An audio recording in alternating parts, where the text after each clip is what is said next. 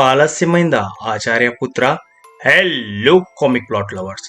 Deadpool 3లో Thor డెడ్పూల్ను పట్టుకొని ఏడుస్తూ కూర్చోవడం చూసినప్పటి నుంచి, మరియు ఆర్డీజే డాక్టర్ డూమ్గా అనౌన్స్మెంట్ అయినప్పటి నుంచి కామికాన్స్ ఈవెంట్లో, ఆ తర్వాత మనందరి మైండ్స్లో అండ్ చాలామంది నన్ను అడుగుతున్న క్వశ్చన్ కామెంట్స్లో కానీ ఇన్స్టాగ్రామ్లో డిఎం చేసి ఒకటే అడుగుతున్నారు: Kang the Conqueror or Avengers Kang Dynasty movies గురించి ఏమైంది, ఆ క్యారెక్టర్కు ఆ స్టోరీ లైన్ ఎలా ఎండ్ చేశారు, ఆ ఫ్యూచర్లో మనకు ఏమైనా కనబడబోతుందా, అండ్ థాట్ డెడ్పూల్ని పట్టుకుని ఎందుకు ఏడుస్తున్నాడు అనే క్వశ్చన్సే నాకు డిఎం ఎక్కువ చేస్తున్నారు అండ్ కామెంట్స్ చేస్తున్నారు మీలో చాలామంది. అండ్ మీరు మరిన్ని ఇలాంటి ఇంట్రెస్టింగ్ క్వశ్చన్స్ ఆర్ ఏమన్నా క్వశ్చన్స్ డైరెక్ట్గా అడగాలనుకుంటే నాకు ఇన్స్టా అకౌంట్ను ఫాలో అయిపోండి, అక్కడ నాకు డిఎం చేసైనా మీరు అడగొచ్చు. సో వీడియో చాలా ఇంట్రెస్టింగ్ కాబోతుంది.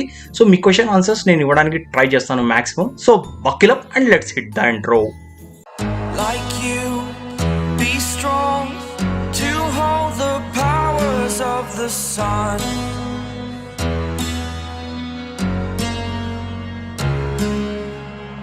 To dream, believe in strength. Now I'm the only one. Okay, now first and చాలా మంది అడుగుతున్న క్వశ్చన్: థార్ డెడ్పూల్ని పట్టుకొని ఎందుకు ఏడుస్తున్నాడు భయ్యా?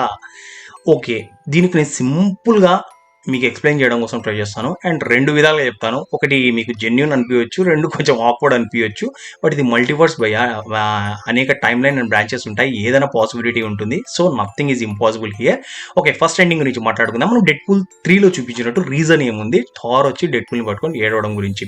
ఓకే, ఫస్ట్ దాని ప్రకారం వచ్చి, ఓకే మీరు ఒకటి గమనిస్తే, మన డెడ్పూల్ వచ్చి అవెంజర్స్ టైమ్ లైన్ 2018లో వెళ్ళినప్పుడు అక్కడ హ్యాపీ హోగన్తో మాట్లాడతాడు. అక్కడ హ్యాపీ హోగన్తో మాట్లాడి అవెంజర్స్ మెంబర్ని నన్ను చేయమంటే హ్యాపీ హోగన్ ఏం చెప్తాడు? అవెంజర్స్ కావడం అంటే ఈజీ కాదు, అవెంజర్స్ కావడం అంటే పబ్లిసిటీ కోసం కాదు, తన సెల్ఫ్ సాక్రిఫైస్ చేయాలి, అప్పుడే అవెంజర్ అవ్వగలడు అన్న విషయం వచ్చి డెడ్పూల్తో చెప్తాడు. ఈ విషయం మీకు గుర్తుందా? అండ్ మరో విషయం ఏమంటే డెడ్పూల్ గర్ల్ ఫ్రెండ్ కూడా చెప్తూ ఉంటుంది, నువ్వు స్వార్థపరుడు, నీ గురించి ఆలోచించుకుంటావు, సాక్రిఫైస్ అనేది చేయవు, అది ఇది అని. సో ఇది మొత్తం మీరు బాగా గమనిస్తే క్లైమాక్స్లో వచ్చేసరికి డెడ్పూల్ని ఆపి మన వొల్వరిన్ హ్యూ జాక్మెన్ వచ్చి తను సాక్రిఫైస్ చేయడం కోసం వెళ్తుంటే, తన యూనివర్స్ను కాపాడడం కోసం అక్కడ డెడ్పూల్ అతన్ని దొబ్బి తాను వెళ్తాడు సాక్రిఫైస్ చేయడం కోసం. సో ఆన్ పర్పస్ ఇది చేస్తాడన్నమాట. సో ఇదే రీజన్తో మరో టైమ్ లైన్లో, మరో బ్రాంచ్ టైమ్ లైన్లో, మల్టీవర్స్లో డెడ్పూల్ తనను తాను సాక్రిఫైస్ చేసుకుని ఉంటాడు కాపాడుకోవడం కోసం. సో అందుకు డెడ్పూల్ చనిపోతున్నాడు, సాక్రిఫైస్ చేస్తున్నాడని థార్ మేబీ తనని పట్టుకొని ఏడుస్తూ ఉండవచ్చు. ఇదొక పాసిబిలిటీ. సో అందుకే మనకు అది చూపించారేమో, ఎందుకంటే ఇక్కడ జాయింట్ అవుతుంది చూడండి సాక్రిఫైస్ అనే విషయం పైన. ఒకటి హ్యాపీ హోగన్ చెప్తాడు, రెండు వచ్చి టీవీలో వచ్చి మనం థార్ వచ్చి డెడ్పూల్ని పట్టుకొని ఏడవడం గురించి కూడా చూస్తాం, అండ్ థర్డ్ వచ్చి తన గర్ల్ ఫ్రెండ్ కూడా చెప్తుంది, అండ్ లాస్ట్లో ఎండింగ్లో కూడా డెడ్పూల్ అదే చేస్తాడు, తనను తానే సాక్రిఫైస్ చేయడం కోసం వెళ్తాడు. సో ఇదొక పాసిబిలిటీ. రెండో పాసిబిలిటీ ఏమంటే, మేబీ మరో టైమ్ లైన్లో, మల్టీవర్స్లో, మరో యూనివర్స్లో థార్ అండ్ డెడ్పూల్ వచ్చి గే కపుల్స్ అవ్వచ్చు. బికాజ్ ఇక్కడ రెండు జాయింట్ అవ్వడం కోసం పాసిబిలిటీస్ ఏమున్నాయంటే, ఒకటి మనం వచ్చి లవ్ అండ్ థార్ 4లో మనం చూసామన్నమాట. దాంట్లో వచ్చి జేన్ ఫోస్టర్ వచ్చి క్యాన్సర్తో పోరాడుతూ ఉంటుంది, పవర్స్ దొరికిన తర్వాత వచ్చి తాను వచ్చి క్యూర్ అవుతుంది అనమాట. అట్ ద ఎండ్ వచ్చి ఆ పవర్స్ వెళ్ళిపోయిన తర్వాత తాను క్యాన్సర్తో చనిపోతుంది అనమాట. సో సేమ్ స్టోరీ లైన్ మనం తీసుకొని ఇక్కడ కనెక్ట్ చేస్తే డెడ్పూల్ కూడా క్యాన్సర్తో పోరాడుతూ ఉంటాడు, అండ్ పవర్స్ వచ్చిన తర్వాత క్యాన్సర్ క్యూర్ అవుతుంది, and at the end sacrifice చేసిన తర్వాత తన పవర్స్ వెళ్ళిపోయిన తర్వాత క్యాన్సర్ మళ్ళీ తిరిగి వస్తుంది, క్యాన్సర్ కారణంగా చనిపోతూ ఉంటాడు. సో గే కపుల్స్ కావడం కారణంగా థార్ అండ్ డెడ్పూల్ మేబీ వారిద్దరు కలిసి ఒక కపుల్స్గా ఉంటారు గేగా. సో వాటి కారణంగా సాక్రిఫైస్ చేశాడన్న బాధలో సేమ్ జేన్ ఫాస్టర్ అని పట్టుకొని ఎలా ఏడుస్తాడో మన థారు. సో అలానే ఈ యూనివర్స్లో, ఈ టైమ్ లైన్లో, ఈ బ్రాంచ్లో మేబీ గే కపుల్ కావడం కారణంగా డెడ్పూల్ కూడా సాక్రిఫైస్ చేశాడని పట్టుకొని ఏడుస్తూ ఉండొచ్చు. సో ఇవి రెండు పాసిబిలిటీస్. సో తప్పేం లేదు, ఏదైనా జరగచ్చు. సో మీకు ఏ పాసిబిలిటీ కరెక్ట్ అనిపించిందో నాకు కామెంట్ సెక్షన్లో ఖచ్చితంగా తెలపండి. Now come to the main point. ఇప్పుడు మనందరూ చాలామంది అడుగుతున్న క్వశ్చన్ ఏమంటే, ఓకే భయ, Avengers Kang the dynasty movie announce చేశారు కదా, అండ్ ఆ తర్వాత వచ్చి చాలా హైప్ కూడా ఇచ్చారు క్యాంగ్ రోల్ని.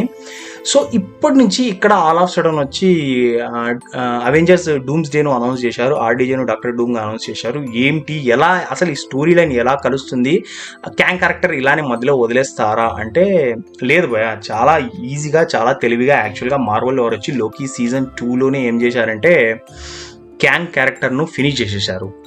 ఎలా అంటే ఎలా భయ అంటే సింపుల్గా ఇప్పుడు క్యాంగ్ ద కాంక్రర్ వచ్చి మనం చూపించాం. క్యాంగ్ ద కాంక్రర్ వచ్చి ద హూ హీ రిమైన్స్ మనం చూసాం. లోకి సీజన్ 1లో వచ్చి తనే మొత్తం టైమ్ లైన్ బ్రాంచెస్ను తన వేరియంట్స్ను ఆపుతూ ఉంటాడు. అతన్ని ఆ తర్వాత వచ్చి ఎండింగ్లో సీజన్ 2లో వచ్చి మన లోకి మొత్తం ఇది చేసి టైం ట్రీనే ఇది చేశాడు అనమాట. అంటే అన్లిమిటెడ్ పాసిబిలిటీస్, ఎన్ని బ్రాంచెస్ వచ్చినా ప్రాబ్లం ఉండదు ఇక్కడ. ఆ తర్వాత తానే వచ్చి మల్టీవర్స్ కింగ్గా కూర్చున్న తర్వాత ఇక్కడ ఏమైపోయిందంటే మల్టీవర్స్ టైం కీపర్గా తను కూర్చున్న తర్వాత అల్టిమేట్ పాసిబిలిటీస్ వచ్చినా ప్రాబ్లం లేదు టైం బ్రాంచెస్వి. ఇక్కడ టీవీ పని ఒకటే ఉండిపోయింది, దట్ ఏమిటంటే క్యాంగ్ ద కాంక్రర్ రోల్స్ వచ్చి తన వేరియంట్స్ ఇటు పుట్టుకొస్తుంటే వాటిని అవి జరగకుండా ఆపడమే టీవీ యొక్క మెయిన్ పనిగా ఉండిపోయిందనమాట. సో ఈ విధంగా చాలా తెలివిగా ఈ రోల్ని ప్లే చేసి ఈ మూవ్ని ప్లే చేసి యాక్చువల్గా మార్వెల్ ఎవరు వచ్చి చాలా ఈజీగా క్యాంగ్ ద కాంక్రర్ను పక్కన తీసేశారనమాట. అది కూడా తప్పు లేదు, ఎందుకంటే జోనథన్ మేజర్స్ వచ్చి తన గర్ల్ ఫ్రెండ్ని అసాల్ట్ చేశారన్న రీజన్పై అతన్ని వచ్చి గిల్టీగా ప్రూవ్ చేసేసింది కోర్టు, కాబట్టి వాళ్ళు వెయిట్ చేయలేరు. అండ్ అంత పెద్ద సెటప్ చేసిన తర్వాత ఇది ఆల్ ఆఫ్ సడన్గా జరగడం కారణంగా డిజ్నీ అండ్ మార్వెల్ వచ్చి సడన్గా ఈ డిసిషన్ తీసుకుంది వెయిట్ చేయకుండా. సో ఒక రకంగా మంచిదే. బట్ ఆ తర్వాత మీరు అనొచ్చు, ఆ తర్వాత మళ్ళీ ఏమైందంటే మనం బాగా గమనిస్తే యాంట్ మ్యాన్ క్వాంటమ్ మేనియాలో కూడా క్యాంగ్ ద కాంక్రర్ను చూపించారంట. One of the who he remains main variant అనమాట. సో అతన్ని కూడా అలాగే చేశారు, అతన్ని కూడా ఎండ్లో వచ్చి ఇలా ట్రాప్ చేసేసినట్టు చూపించేశారు అనమాట. సో ఇక్కడి నుంచి పాసిబిలిటీ ఏమైపోయిందంటే ఇప్పుడు మెయిన్ మార్వెల్ బిగ్ డాడీగా వచ్చి క్యాంగ్ ద కాంక్రర్ కాకుండా డాక్టర్ డూమ్ ఉంటాడు అనమాట. యాక్చువల్గా మీరు చెప్పినట్టు ఇన్ కేసు జోనథన్ మేజర్స్ వచ్చి గిల్టీగా ప్రూవ్ కాకపోయింటే స్టోరీ లైన్ కంటిన్యూ చేసేవారు. అండ్ ఆ తర్వాత జోనథన్ మేజర్స్ ఎండింగ్ తర్వాత ఈ బిగ్ డాడీ తర్వాత నెక్స్ట్ బిగ్ డాడీగా మధ్యలోనే ఒక డాక్టర్ డూమ్ను ఇంట్రడ్యూస్ చేయించేవారు అనమాట. బట్ ఆల్ ఆఫ్ సడన్ ఇలా జరగడం కారణంగా ఏమవుతుందంటే ఇప్పుడు డాక్టర్ డూమ్ను ఇంట్రడ్యూస్ చేశారనమాట. అండ్ టైటిల్ని కూడా చేంజ్ చేసి అవెంజర్స్ డూమ్స్ డేగా పెట్టేశారనమాట. సో మీ ఒపీనియన్ ఏమిటో నాకు ఖచ్చితంగా కామెంట్ సెక్షన్లో తెలపండి. అండ్ మరో విషయం ఏమిటంటే ఇన్ని వేరియంట్స్ అన్ని చూపించేశారు కదా, వాళ్ళందరినీ ఎలా కంట్రోల్ చేస్తారంటే నేను చెప్పాను కదా, ఇది రీజన్. ఇలా టీవీ పనే వచ్చి వేరియంట్స్ని కంట్రోల్ చేయడం. ఫ్యూచర్లో ఏమన్నా మనకు క్యాంగ్ మళ్ళీ ఏమన్నా కనిపించవచ్చా అంటే maybe why not. In case ఫ్యూచర్లో మేబీ రీకాస్ట్ చేసినా కూడా ఏమన్నా ఫ్యూచర్ పాసిబిలిటీస్ ఓపెన్ ఎండింగ్ అనమాట కంప్లీట్లీ.